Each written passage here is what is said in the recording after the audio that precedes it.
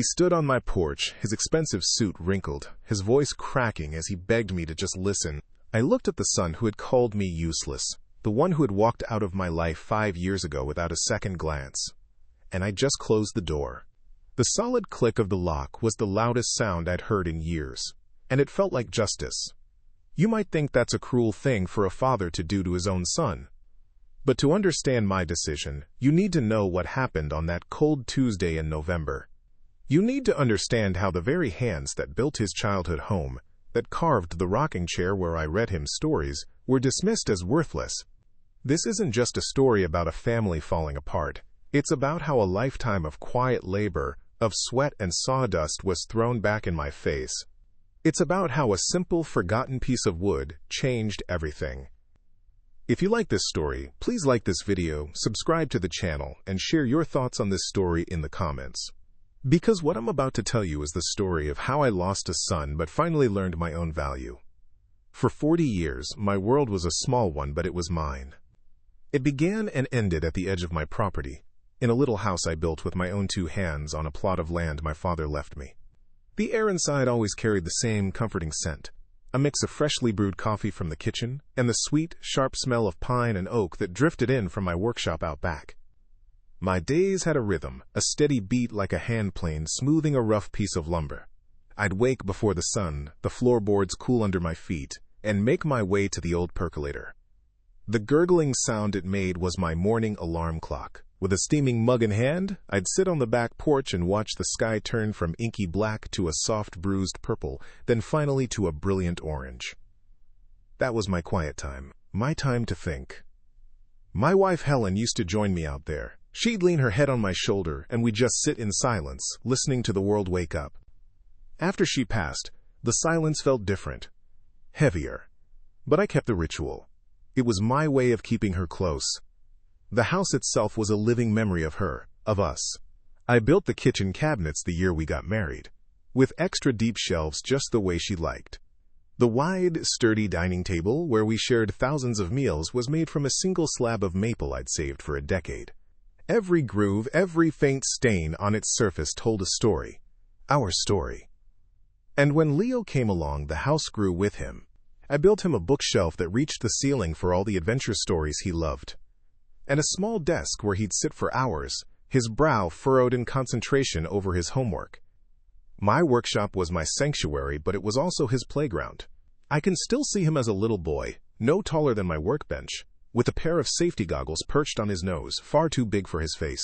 He'd watch me work for hours, his eyes wide with fascination. I taught him how to tell the difference between cherry and walnut by the feel of the grain, how to use a dovetail joint to create something strong and beautiful without a single nail. I remember the day I helped him build his first project, a clumsy little birdhouse. He held the hammer with both hands, his tongue sticking out in concentration as he drove the nail home. When he finished, he held it up, his face beaming with a pride so pure it could light up the darkest room. We hung it on the old oak tree in the backyard. It's still there today, a little crooked, a little worn, but it's still there. But of all the things I ever made, the one that held the most meaning was the rocking chair. I built it from cherry wood the winter Helen was pregnant with Leo. It was for her, so she'd have a comfortable place to rest. After she was gone, it became my chair. It was where I'd rock a feverish little Leo to sleep, his small body curled up against my chest, his breathing slowly evening out to the steady creak of the runners on the floorboards. It was where I read him every book on that tall bookshelf, my voice doing all the characters, from brave knights to talking animals. The armrests are worn smooth now, darkened by the oil from my hands over thousands of nights. Sometimes, when the house was too quiet, I'd go and sit in it, close my eyes, and I could almost feel the weight of him as a child in my arms again. I could almost hear his sleepy sighs. That chair, that house, that life, it was all built on a simple promise: to give my son a better future. Every cabinet I sold, every table I delivered, the money went into an account for his education. I worked until my hands ached and my back screamed, not for myself, but for him. I wanted his hands to hold pens and sign contracts, not to be calloused and stained like mine. I believed his mind was his greatest tool, and I was determined to give him the best education money could buy. When he was accepted into a prestigious university, with a full scholarship for his academic achievements. It was the proudest day of my life. I thought I had succeeded. I thought all the sacrifice, all the lonely nights in the workshop, had been worth it. I believed I had given my son the world. I had no idea he was about to tell me that my world, the one I had so carefully and lovingly built, was worthless. The change in Leo didn't happen all at once. It was a slow erosion, like water wearing down stone. It started with the phone calls. When he first went to college, he'd call every Sunday, his voice full of excitement about his classes, the new friends he was making. He'd ask about my latest projects, remembering the names of my clients. But as the semesters passed, the calls became shorter, more infrequent. His questions about my work were replaced by long monologues about his economics professors, about market trends and investment portfolios. I didn't understand half of what he was saying, but I'd listen, proud of how smart he'd become. I told myself this was normal. He was building his own life, a world away from the scent of sawdust and wood varnish. The first real crack appeared during his Thanksgiving visit in his senior year. The sound of his car, a sporty little coupe I'd never seen before, was different from the rumble of my old pickup truck. It crunched on the gravel driveway with an impatient, expensive sound. When he stepped out, he looked like a man from a magazine. A tailored wool coat, shoes that shone even in the dim November light. He gave me a quick, one-armed hug that felt more like a formality than an embrace. He smelled of expensive cologne, a sharp, chemical scent that fought with the familiar air of my home. He walked into the living room, and his eyes scanned the space not with the warmth of nostalgia, but with the cool appraisal of a property inspector. "It's cozy, Dad," he said, the word hanging in the air like an insult. He ran a hand over the back of the cherry rocking chair. "You still have this old thing?" he asked. A small, dismissive smile on his face. My throat tightened. That old thing was where I had rocked him to sleep for the first 5 years of his life. It was where I'd read him stories until my voice was hoarse. To him, it was just old furniture. To me, it was the heart of the house. That evening, I made his favorite meal, pot roast with roasted carrots and potatoes, the way Helen used to make it. We sat at the maple table I'd built 30 years earlier. For a while, it almost felt like old times. But then he started talking about his future. "I've been networking with some guys in venture capital," he said, swirling the water in his glass. "The real money isn't in making things anymore, Dad. It's in moving capital. It's about leveraging assets." He used words like scalability and monetization, words that felt alien in that warm, quiet kitchen. I tried to connect with him on my own terms. "I just finished a set of custom cabinets for the Miller family," I said, hoping he'd ask to see the design. "Solid walnut, with dovetailed joints. They were very happy." Leo took a bite of his roast and chewed thoughtfully before responding. "That's nice, Dad. It's good to have a hobby." A hobby. 40 years of back-breaking work, of honing a craft passed down from my father, of building a business that put food on this table and paid for his entire education, and he called it a hobby. I didn't say anything. I just felt a cold knot form in the pit of my stomach. The rest of the meal was eaten in a silence that was heavier than any I'd ever known in that house. Later that night, he followed me out to the workshop. The light from the single bare bulb cast long shadows over the stacks of lumber and the silent machines. This place, which had been his childhood kingdom, now seemed to make him uncomfortable. He stayed near the doorway, careful not to get any dust on his expensive trousers. "You know, Dad," he began, his voice taking on a tone that was both condescending and pitying, "the property values around here have skyrocketed. You're sitting on a gold mine." He gestured vaguely at my tools, my stacks of wood, my life's work. "You could sell all this stuff. Sell the land. You could invest the money. You wouldn't have to keep doing this." He said it as if he were offering me a lifeline, a way out of a prison I had lovingly built for myself. He didn't see the beauty in the grain of a piece of oak, or the satisfaction of a perfectly fitted joint. He just saw an underperforming asset. He saw a balance sheet, and my life was on the wrong side of the ledger. The final confrontation didn't happen over a holiday dinner or in the quiet of the living room. It happened where I was most myself, in the workshop. It was a Tuesday in November 5 years ago. The air was cold enough to make my breath fog, and the scent of pine shavings was sharp and clean. Leo had been home for 2 days, and an unspoken tension had been coiling in the air between us, tight as a spring. He followed me out to the shop after I finished my coffee, his expensive leather shoes crunching on the stray bits of sawdust covering the concrete floor.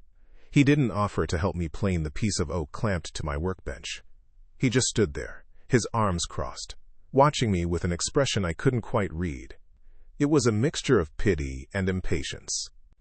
Finally, he broke the rhythmic scrape of my tool against the wood. "Dad, we need to talk," he said. His voice had a new edge to it, a polished, corporate smoothness that didn't belong in my dusty sanctuary. I set the plane down carefully, wiping my hands on my worn denim apron. "What's on your mind, son?" I asked, turning to face him. The single light bulb overhead cast a harsh light on his face, making him look older, harder. "It's about your future," he began, and the condescension in his tone was immediate.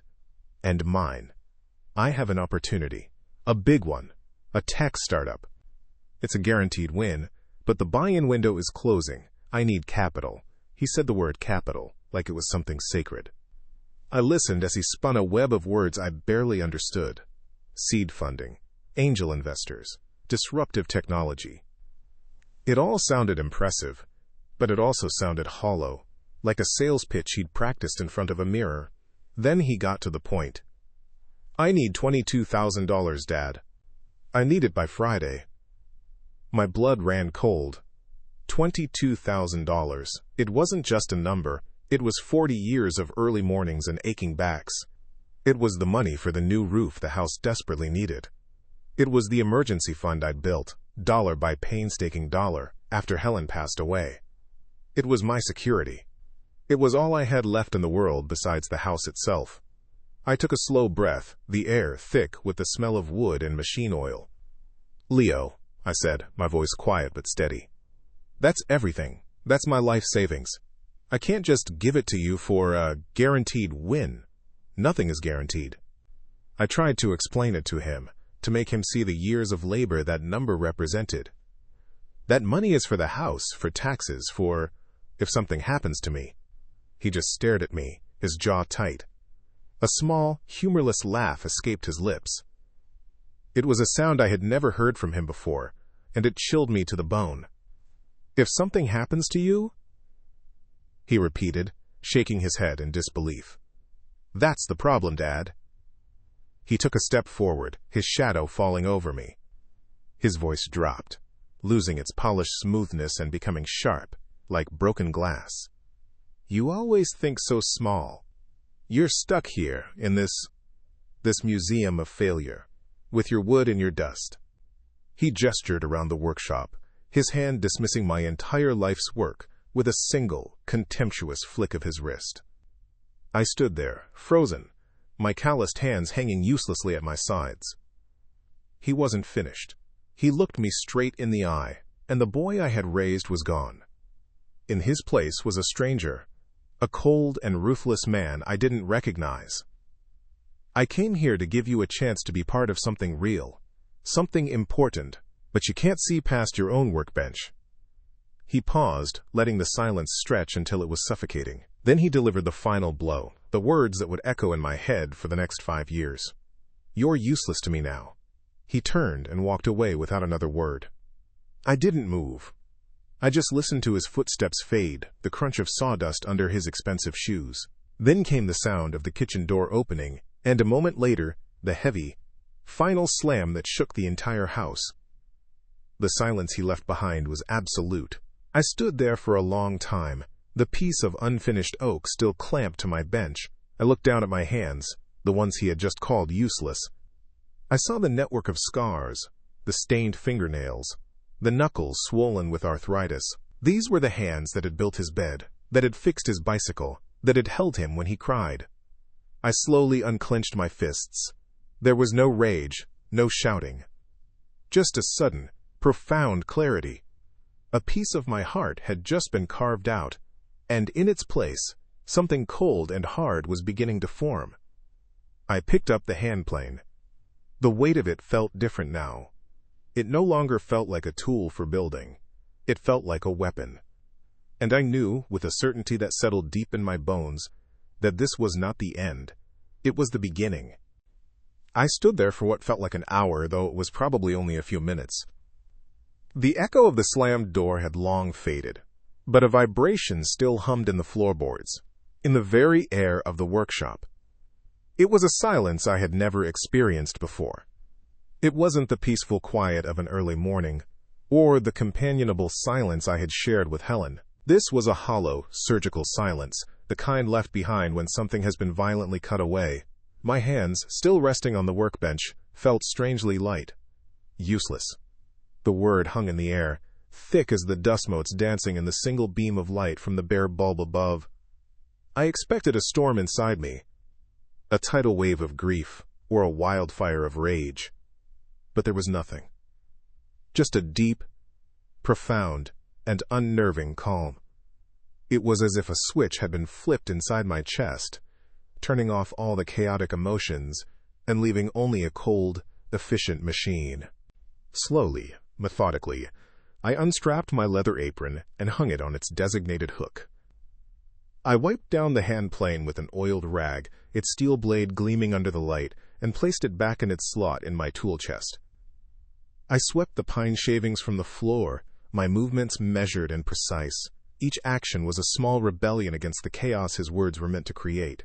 He wanted me to feel small, to feel worthless. He expected me to break. He was about to find out that men like me don't break.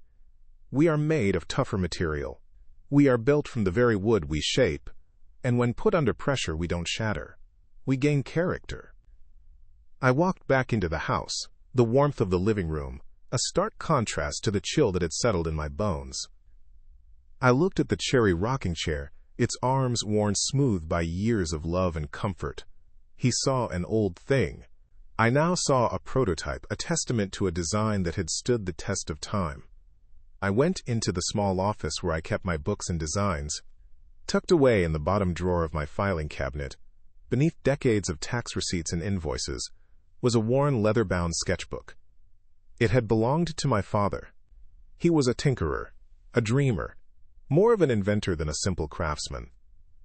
I gently opened it, the pages brittle with age.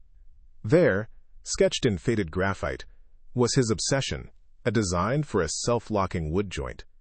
A mechanism so intricate and yet so simple that it required no glue, no screws, no nails.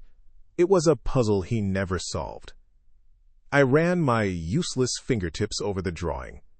A lifetime of skill, of understanding the tension and grain of wood, flowed through my mind. I saw the flaw in his design. And in that instant, I saw the solution. Leo thought my world was small. He had no idea how vast it was about to become. He wouldn't see it coming. Nobody would. The first thing I did after Leo left wasn't to mourn or to rage, it was to work. I went back to my father's old sketchbook, the faded pencil lines, a map to a forgotten country. His idea for the self-locking joint was brilliant but flawed. It relied on a single point of tension that would inevitably fail under stress. My solution was simple, born from 40 years of feeling how wood breathes, how it gives and resists. I introduced a second, opposing point of leverage, a counterbalance. It turned the joint from a clever trick into an unbreakable bond. I spent the next 3 weeks in my workshop, fueled by black coffee and a cold, quiet fire that had ignited in my gut. I didn't sleep much. I'd work until the sun came up, my hands moving with a precision I hadn't felt in years. I built a small box, then a 3-legged stool, then a small side table, all using the new joint. No glue. No screws. Just perfectly cut pieces of wood that slid together with a soft, satisfying click. When you tried to pull them apart, they only tightened their grip. It was elegant. It was strong. It was mine. My next step wasn't emotional. It was practical. On December 10th, 2018, I drove my old pickup truck into the city. I had an appointment at a law firm, Davies & Associates, a name I'd found in the phone book under patent law. Their office was on the 14th floor of a glass building that seemed to scrape the gray winter sky. The air inside smelled of leather and recycled air. I felt out of place in my clean work pants and flannel shirt, a ghost from another era. Mr. Davies was a man about my age, with kind eyes and a firm handshake. He didn't look at my calloused hands with pity. He looked at them with respect. I didn't tell him about Leo. I didn't need to. I simply unwrapped the small maple box I'd brought with me and placed it on his polished mahogany desk. I showed him how the pieces locked together. I watched his eyebrows climb his forehead as he tried, and failed, to pull the lid off. He just looked at me, then at the box, and a slow smile spread across his face. "Mr. Miller," he said, his voice quiet with professional admiration, "I think you have something very special here." The initial retainer was $5,000. It was a huge chunk of my remaining savings, the very money Leo had demanded. I wrote the check without hesitation. It felt like the first truly powerful thing I had done in years. The process was slow, methodical. It suited me. There were patent searches, which cost another $600. There were technical drawings to be commissioned, based on my own rough sketches, for a fee of $1,250. Then came the application itself, a mountain of paperwork that Mr. Davies and his team handled. On March 15, 2019, we filed the application with the United States Patent and Trademark Office. My invention was officially designated Application No. 16 453 812. It had a number. It was real. After that, all I could do was wait. The world outside my workshop kept spinning. Seasons changed. I continued to take small jobs, repairing chairs and building custom shelves, just enough to pay the bills and keep my hands busy. I fixed the squeaky step on the back porch and replaced a few rotting fence posts. I lived my small life, the one Leo had called a museum of failure.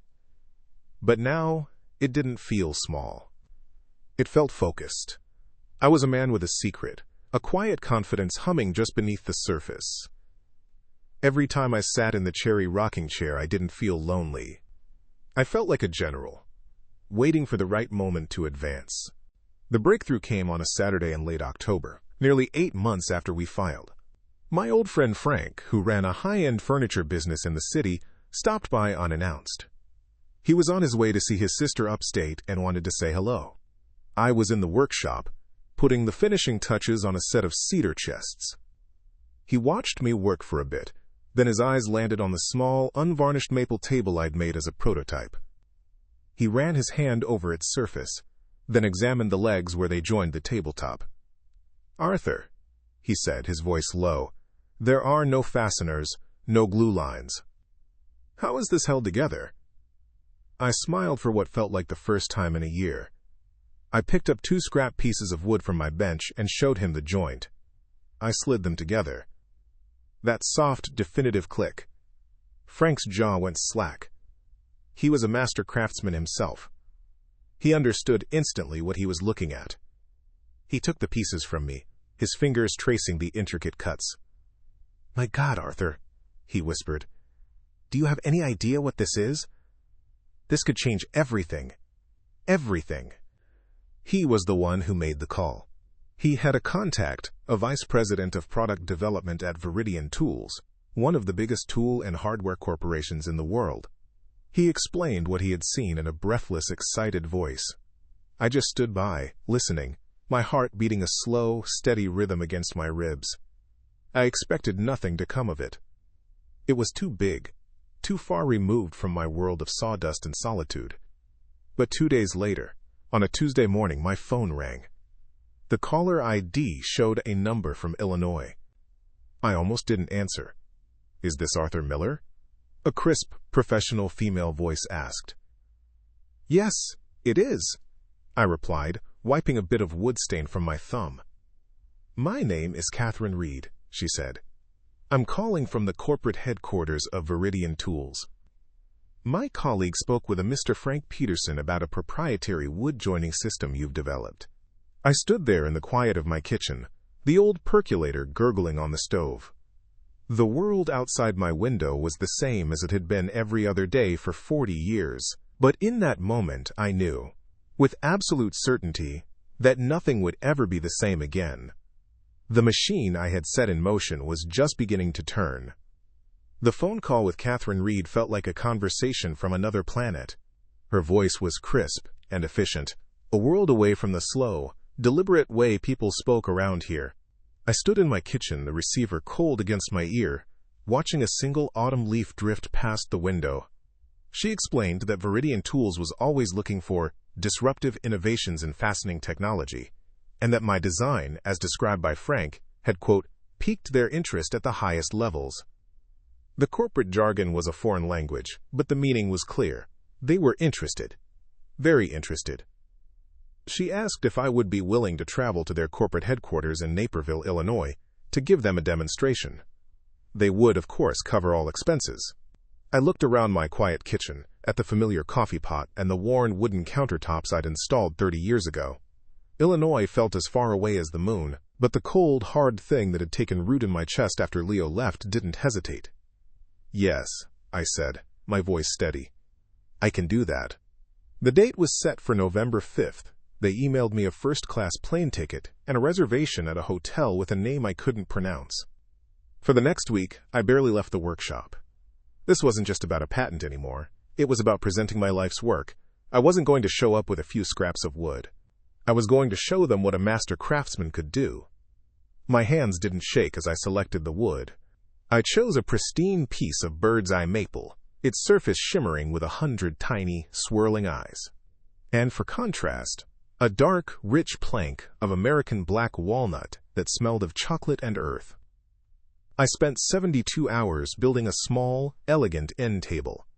The legs were tapered walnut, and the top was a single, perfect slab of maple. Each of the 4 joints where the legs met the apron was my patented design. I assembled and disassembled it a dozen times, the soft, satisfying click of the wood locking into place becoming a kind of mantra. No glue, no screws. Just the pure, honest strength of wood and geometry. I built a custom crate for it from cheap pine, padding the inside with soft cotton rags from my shop. The total cost of the materials for the table was $280. The value of the design inside it, I was beginning to understand, was immeasurable. Flying was an ordeal. The noise, the recycled air, the feeling of being trapped in a metal tube hurtling through the sky. It was a world of sharp angles and artificial light, and it made me ache for the familiar scent of sawdust and the solid earth beneath my feet. The Viridian Tools headquarters was even more intimidating. It was a monument of glass and steel that rose out of the flat Illinois landscape like a shard of ice. The lobby was vast and silent, the air cool and sterile. A woman in a sharp suit, Catherine Reed, greeted me with a firm handshake and a polite, professional smile. She led me to a silent, high-speed elevator that whisked us up to the 27th floor without a sound. My ears popped. The boardroom was a cavern of glass overlooking the city. A long, black table, polished to a mirror finish, reflected the gray sky outside. Seated around it were 3 other people. A stern-looking man in a gray suit who was introduced as their chief legal counsel, a younger woman with intense, intelligent eyes behind thick glasses who was their lead design engineer, and a man at the head of the table with silver hair and an expensive watch who was introduced as Marcus Harrison, the executive vice president of development. They offered me coffee. I accepted, and my calloused hand felt clumsy wrapped around the delicate porcelain cup. They made small talk, but I knew this was a performance, an evaluation. I wasn't there for pleasantries. After a few minutes, Mr. Harrison gestured toward the crate I had placed on the floor. "Mr. Miller," he said, his voice smooth and deep, "we're very eager to see what you've brought us." I didn't say a word. I simply knelt down, pried open the pine crate, and carefully lifted out the table. I placed it in the center of their massive, polished table. It looked small and out of place, a piece of the forest in a glass cage. The engineer, Sarah, was the first to approach. She ran her hand over the seamless join between the maple top and the walnut legs. "There are no fasteners," she said, more to herself than to anyone else. Her fingers traced the hairline seam. "No glue residue. How is this possible?" I reached into my pocket and pulled out 2 small sample blocks, one of maple, one of walnut, cut with the same interlocking design. I handed them to her. She examined them, turning them over and over. Then she slid them together. The click was soft, but in the silent room it sounded as loud as a gunshot. Her eyes widened. She tried to pull them apart. She couldn't. She twisted them, her brow furrowed in concentration. The joint held firm. She looked up at me, a look of pure, unadulterated professional awe on her face. "Incredible," she breathed. Mr. Harrison stood up and took the blocks from her. He was a big man, with strong hands. He grunted with effort as he tried to force them apart. The wood didn't budge. He put the blocks down and walked around the small table, examining it from every angle. He looked at me, his eyes no longer just polite, but sharp, calculating. "This is your design, Mr. Miller? It is patent pending?" "Yes, sir," I said. "Application number 16/453, 812. The lawyer wrote the number down on a yellow legal pad. Mr. Harrison sat back down. "We've done our preliminary analysis," he said, steepling his fingers. "We believe your design has the potential to revolutionize several sectors of the furniture and construction industry. It eliminates the need for adhesives and mechanical fasteners, significantly reducing assembly time and material costs." He paused, his eyes locked on mine. "Viridian Tools would like to acquire the exclusive rights to your patent. We are prepared to offer you $500,000. The room was silent. The number hung in the air, a staggering sum that was more than I had earned in the last 20 years combined. I didn't gasp. I didn't even blink. I just looked down at my hands, resting on my knees. The hands my son had called useless. I thought about the leaking roof, the property taxes, the $22,000 he had demanded. Then I looked back at the powerful man across the table. "Your engineer said it could revolutionize the industry," I said, my voice quiet but clear. "What is your company's projected value for a revolution, Mr. Harrison?" A flicker of something, respect, maybe surprise, crossed his face. He exchanged a brief, silent glance with the lawyer. The lawyer gave a nearly imperceptible nod. Harrison leaned forward, his polished demeanor giving way to the bluntness of a man who dealt in billions. "All right, Mr. Miller. No more games. You're right. This is bigger than $500,000. He took a deep breath. "Our final offer. A full and complete buyout of patent application number 16/453, 812. $3,500,000. He named the number as if it were a weapon, designed to shock and awe me into submission. I let the silence stretch for a long moment. I thought of the cherry rocking chair, and the little boy I used to hold in my arms. I thought of a slammed door and a hollow house. Then I met his gaze, the gaze of a man from a world I never knew, and I gave a single, slow nod. "That," I said, "will be acceptable." If you liked this story, don't forget to leave a like, subscribe to the channel, and write in the comments what you thought. I really want to know your opinion. Here you will always find stories that move, surprise, and bring lessons to take with you for life. The first check from Viridian Tools arrived via a certified courier on a bright, cold morning. It was for the initial payment, an amount so large it looked like a misprint on the paper. $1,500,000. I deposited it at the local bank, where the manager, a man I'd known since he was a boy, had to sit down in his chair and take off his glasses. I didn't change my life. I paid the estimated taxes, a staggering sum in itself. I hired a local crew to put a new, guaranteed for 50 years roof on the house, which cost $18,750. I replaced my old pickup truck with a newer but still modest model. The rest of the money sat in a low-risk investment account, managed by a financial advisor Mr. Davies had recommended. It was a number on a screen, an abstract concept that had little to do with the solid feel of oak under my hands. I still got up before the sun. I still drank my coffee on the back porch. I still found peace in my workshop. The only difference was the silence. It was no longer a hollow ache. It was a quiet, comfortable space that was entirely my own. The first call came 2 weeks after the news of the patent buyout was briefly mentioned in a national business journal. I was in the kitchen, wiping down the counters, when the shrill ring of the landline cut through the quiet hum of the refrigerator. I almost didn't answer. I hadn't received a call on that line from anyone but telemarketers in years. "Hello," I said. There was a pause, then a familiar voice, strained and uncertain. "Dad? It's me, Leo." I said nothing. I just stood there, holding the receiver, the cool plastic suddenly feeling heavy in my hand. "Dad," Are you there? I've been trying to reach you." His voice was a thin, reedy sound, stretched tight with a false sincerity. "I'm here, Leo," I said, my tone flat, offering him nothing. "I was worried," he said, the words rushing out. "I saw that article. I couldn't believe it. Is it true? About the patent?" "It's true," I said. The silence on the other end of the line was thick with calculation. I could almost hear the gears turning in his head. Then his tone shifted, becoming smoother, more confidential, as if he were letting me in on a strategy. "Dad, this is incredible, but it's also a huge responsibility. $3.5 million. That kind of money attracts sharks. You need someone you can trust to help you manage it. We need to protect our family's asset." Our. The word landed like a stone in a still pond.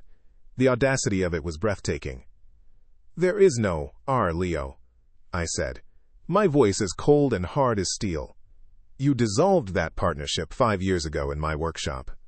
Do you remember? You were very clear about the terms." He sputtered, caught off guard by my directness. "Dad, that's not fair.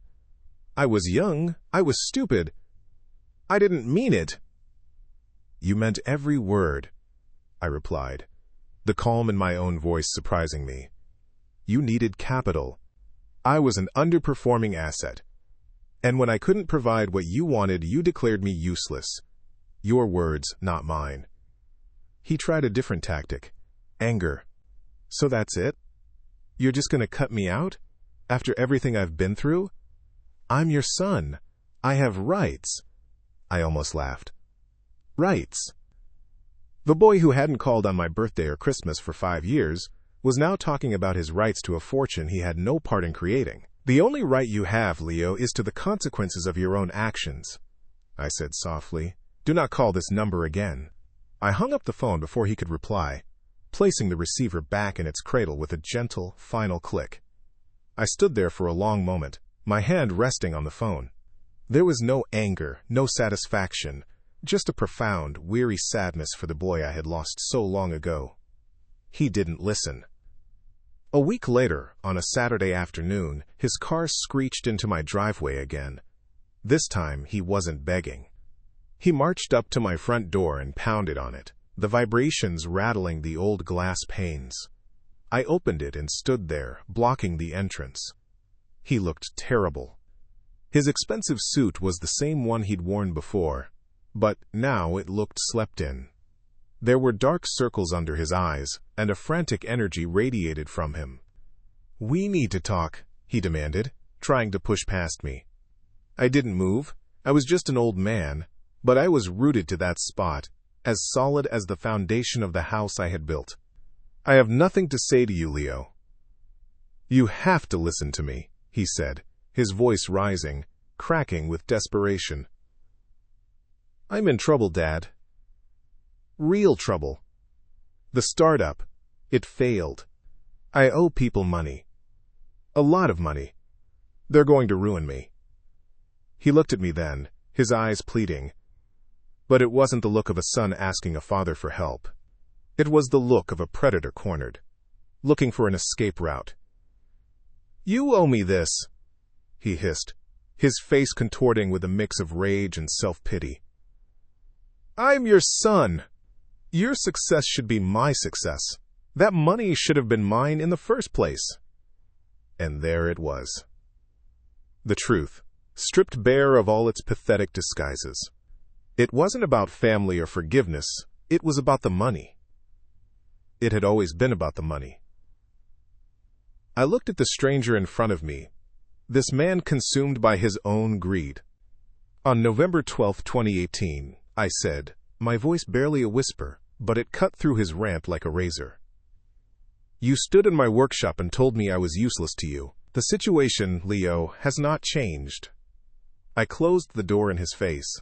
This time, I didn't wait to hear him leave. I turned my back and walked to the kitchen to put on a fresh pot of coffee.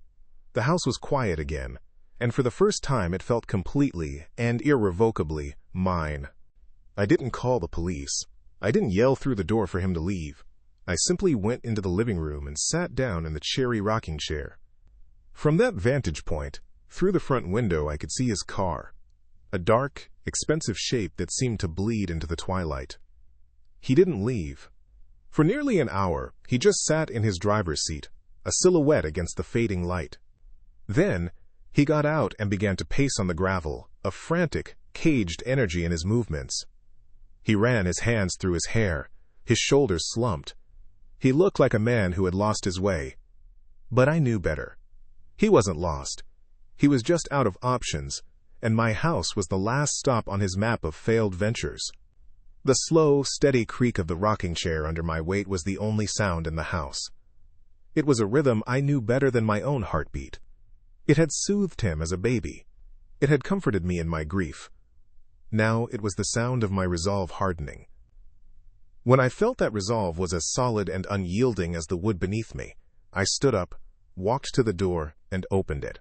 He was standing right there, his hand raised as if to knock again. He flinched, startled, his face a pale mask in the cold evening air. The wind whipped around him, carrying the scent of damp earth and coming rain. My house, behind me, was warm and smelled of the lemon oil I used to polish the furniture. I didn't invite him in. I just stepped back, holding the door open, a silent gesture that left the choice to him. He hesitated for a second, then stumbled inside, bringing the chill of the evening with him. He stood awkwardly on the welcome mat, his eyes darting around the room as if seeing it for the first time. They landed on the furniture, the maple coffee table, the oak bookshelf filled to the ceiling, the chair I had just vacated. His gaze was that of a man cataloging assets, calculating their worth.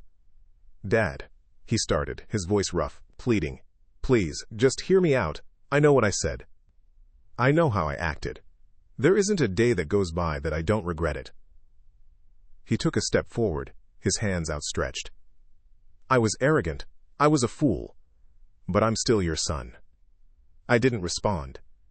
I just walked back to the rocking chair and sat down, my hands resting on the worn, smooth armrests. The chair gave a familiar, comforting creak. I looked at him, my expression unreadable. My silence unnerved him. It was a wall he couldn't find a way to climb. His practiced apology faltered, and the raw desperation underneath began to show. "I'm ruined," he said, his voice cracking. "The investors, they're not good people, Dad. I owe them $150,000. They gave me until the end of the month. That's 10 days from now. They'll take everything." He finally looked me in the eye, and what I saw there wasn't remorse. It was sheer, primal fear. "You have to help me. I'm your family. This money, it can save my life." He gestured wildly at the room around him. "All this, you built it for me. You always said you were working for my future. Well, this is it. My future is on the line." The entitlement was finally breaking through the panic, ugly and familiar. He was no longer a son asking for help. He was a creditor, demanding payment on a debt he believed I owed him. I stopped rocking. The sudden silence was absolute, pressing in on us from all sides. I leaned forward slightly, my gaze never leaving his. "You're right," I said, my voice quiet, but it carried across the room with the weight of 5 years of silence. "I did build all of this for your future." I paused, letting the words hang in the air. "I built it to teach you the value of things. The value of hard work. The value of integrity. The value of a promise. It seems that on all counts I failed."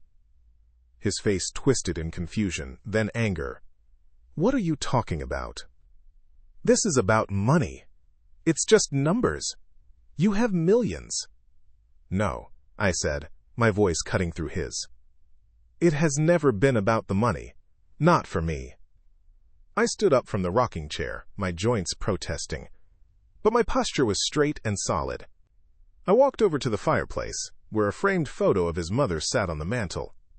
I picked it up, wiping a speck of dust from the glass with my thumb.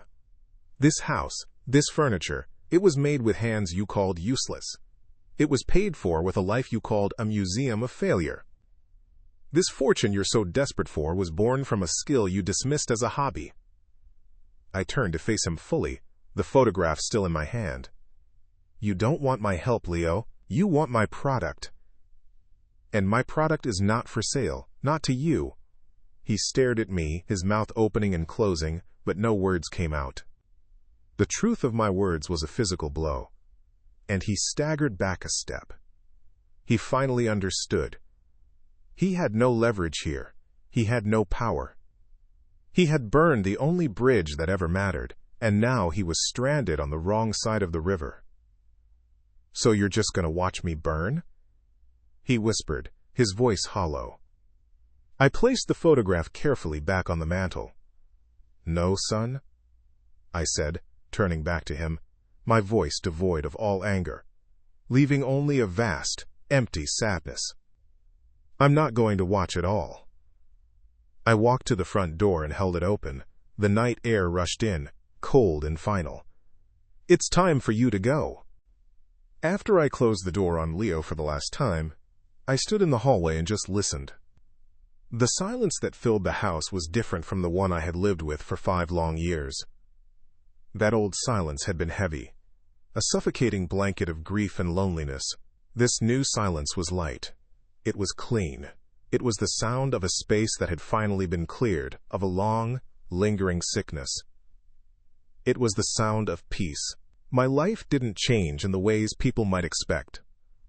The money, now a quiet and steady presence in the background, didn't tempt me into a new life.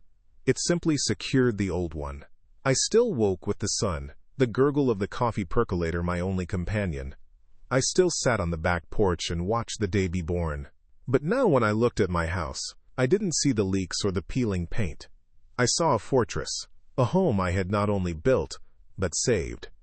The money was a tool, nothing more. It fixed the roof, paid the property taxes for the next 30 years, and allowed me to finally replace my old pickup truck. But my real wealth, I was coming to understand, had always been in my hands. I found myself spending more time in the workshop than ever before. But the work was different.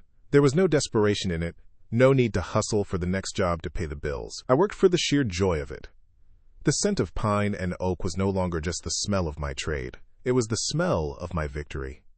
I took on projects that interested me, not the ones that paid the most. I built a beautiful cradle for my neighbor's first grandchild, refusing any payment. I spent a month restoring the old wooden pews at our community church, feeling the history under my fingertips. My hands, the ones my son had called useless, were now creating a legacy of a different kind, one of generosity and community, not of profit and loss. They were useful again, not because a corporation had paid millions for their knowledge, but because I had reclaimed their purpose for myself.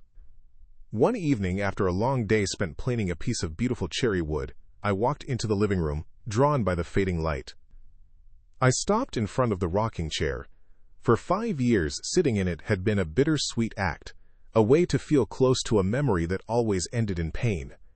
I would rock and remember the weight of a small boy in my arms, and my heart would ache with the bitterness of his final words. But now, I looked at it differently. It was no longer a monument to him. It was a monument to me. It was a symbol of my endurance. This chair, built with love and skill, had outlasted the boy it was built for. It had held me in my darkest hours, and had now carried me through to the other side. I sat down, and the familiar creak was a comforting sigh. I closed my eyes, and for the first time I could remember Leo as a child, his laughter, his sleepy sighs, his beaming pride over a clumsy birdhouse, without the memory being tainted by the man he became. I could finally separate the boy I loved from the stranger I had sent away. That night, I didn't rock to remember the past. I rocked to plan the future. The chair was no longer just a place of memory. It had become my throne. From this rocking chair, I've watched the world change, but the lessons of the wood have always stayed the same. Wood teaches you patience. It teaches you that true strength comes from the core, from the grain that has weathered every storm. My son saw only old furniture and a wasted life. He lived in a world of numbers, of assets and liabilities, and he tried to put me on his balance sheet. What he failed to understand is that a person's real value can't be calculated. It isn't found in a bank statement or a corporate buyout. It's forged in the silent hours of hard work, in the integrity you maintain when no one is watching, and in the quiet dignity of a promise kept to yourself. People will try to tell you what you are worth, often based on how they can benefit from you. But never let their definition become your reality. Your value is not a commodity. It's the foundation of who you are. He called me useless because I no longer served his purpose. But I was never useless. I was just a man whose worth he was too short-sighted to see. And that, in the end, was his greatest loss, not mine. If you liked this story, don't forget to leave a like, subscribe to the channel, and write in the comments what you thought. I really want to know your opinion. Here you will always find stories that move, surprise, and bring lessons to take with you for life.